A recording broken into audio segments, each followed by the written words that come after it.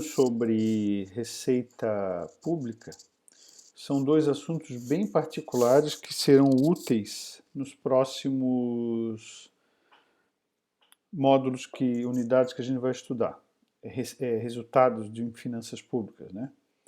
Então a primeira coisa é que eu posso ter receitas primárias e receitas não primárias.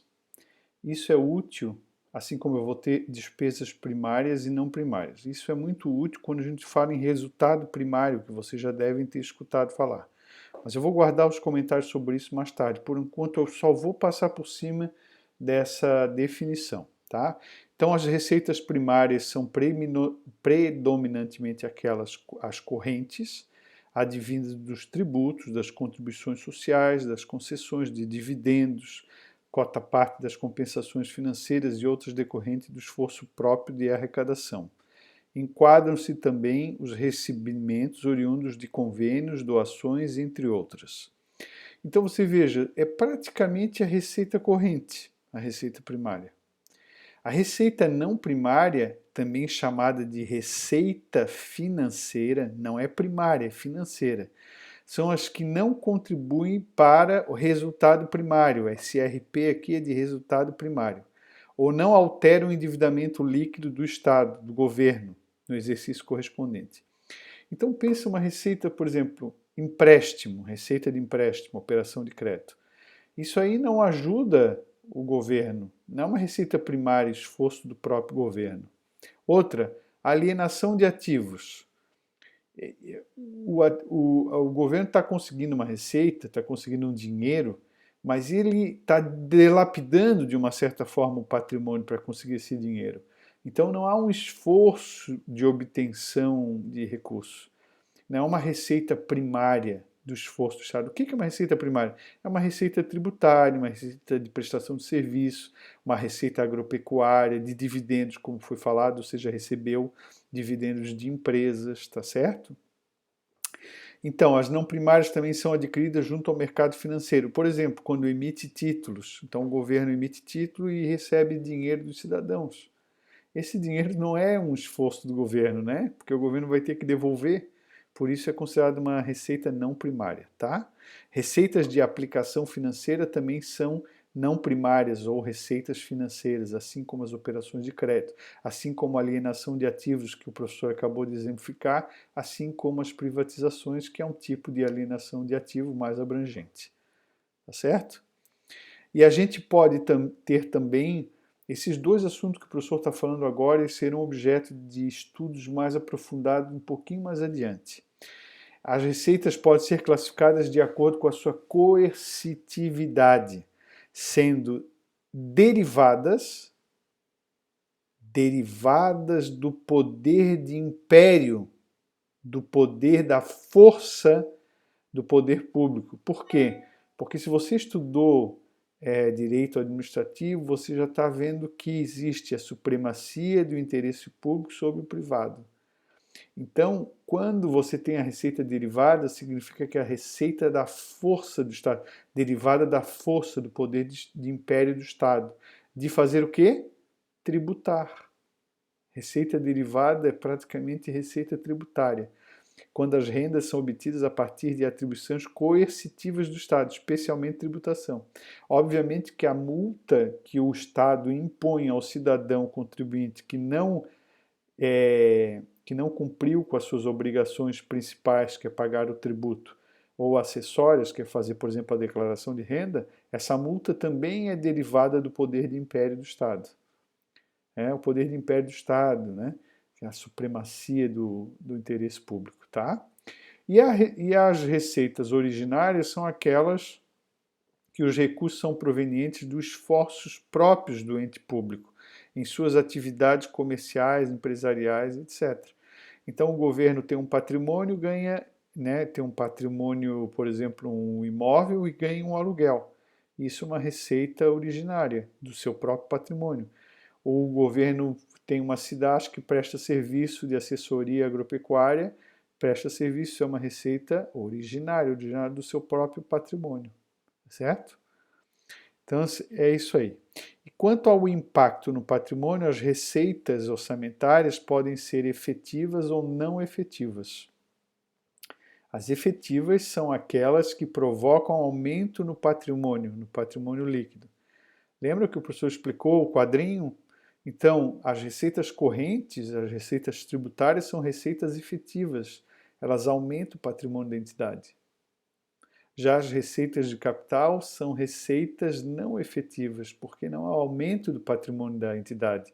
Há apenas uma alteração no patrimônio. Eu vou vender os veículos, eu vou alienar os veículos, vou alienar máquinas e equipamentos velhos. Vendi. Ganhei um dinheiro, o dinheiro foi para a conta. Que bom, receita. É receita? É receita, receita de capital. Mas não é uma receita efetiva, não há aumento no patrimônio. Houve uma redução de bens para eu ter aquele aumento no dinheiro, certo? Ok? Pessoal, as despesas também funcionam do mesmo jeito. As despesas efetivas é aquela que diminui o patrimônio. Pagamento de salário, pagamento de juros, né? Material de consumo, serviços terceiros. Agora, as despesas não efetivas são aquelas que não alteram o patrimônio. Por exemplo, a entidade pagou uma dívida, amortizou dívida. O que acontece? Sai dinheiro do caixa, diminui o patrimônio, mas também diminui a dívida passiva, a dívida que está do lado do passivo. Então, a entidade pública deve para o Banco do Brasil e pagou, amortizou a dívida e deve menos. Então, diminuiu de um lado, diminuiu do outro. Então, isso é uma despesa também não efetiva, pela mesma lógica. Esses três comentários que eu fiz são importantes, não são cerne do assunto específico agora, o assunto mais específico diz respeito a esse quadro que o professor fez o comentário, posso fazer de novo só para a gente fechar, mas tem questões na listas que trazem esses assuntos para você. Então, se você não prestou atenção nessa explicação, você vai ter dificuldade ali. Então, como sempre, eu vou relembrar, é necessário que você faça todos os testes da lista de exercícios. Nos casos das receitas públicas, os testes estão entre as páginas 11 a 14 da nossa lista. E despesa pública, que você também já passou, já tem condição de fazer, estão da página 7 até a página 10. Tem que fazer todos. Anotar as dúvidas e no momento síncrono, quando nós tivermos a aula telepresencial, ao vivo, você traz a dúvida para a aula, tá certo? Porque a nossa dinâmica vai ser desse jeito. Pessoal, então só para concluir, nós temos esse tempinho.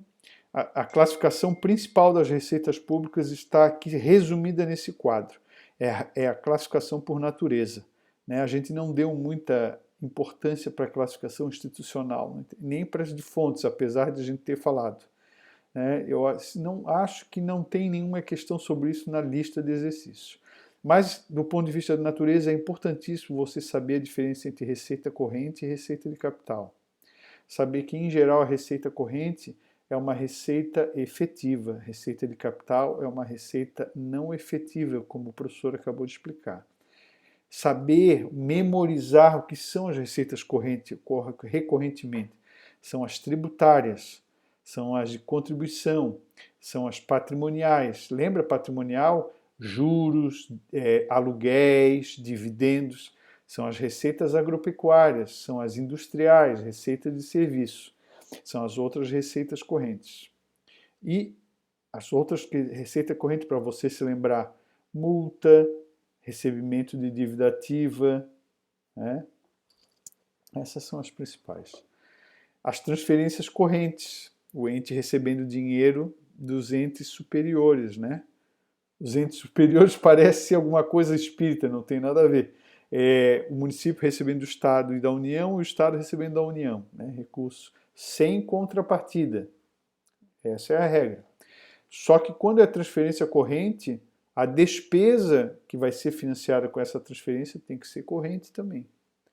E a transferência de capital que existe também, a despesa tem que ser despesa de capital. E quais são as receitas de capital? São as receitas de operação de crédito, obtenção de recursos por via financiamento e empréstimos, ou lançamento de títulos, no caso só a União tem condição de fazer no Brasil, né? Alienação de bens, que já falamos várias vezes, é venda de bens, né? A amortização de empréstimo é diferente da despesa de amortização de dívida. Está aqui, não aparece, no finalzinho aqui ficou meio apertadinho. A amortização de empréstimo é as pessoas que devem para o Estado. Ou até pode ser uma empresa que deve para o Estado, que tomou emprestado, e aí quando é pago, há uma receita de amortização de empréstimo. E transferências de capital, né?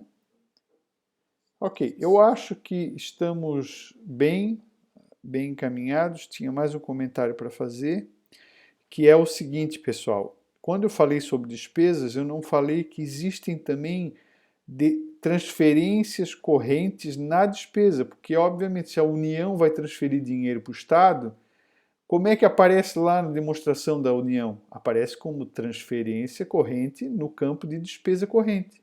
E se fizer uma transferência de capital, aparece como despesa de transferência de capital.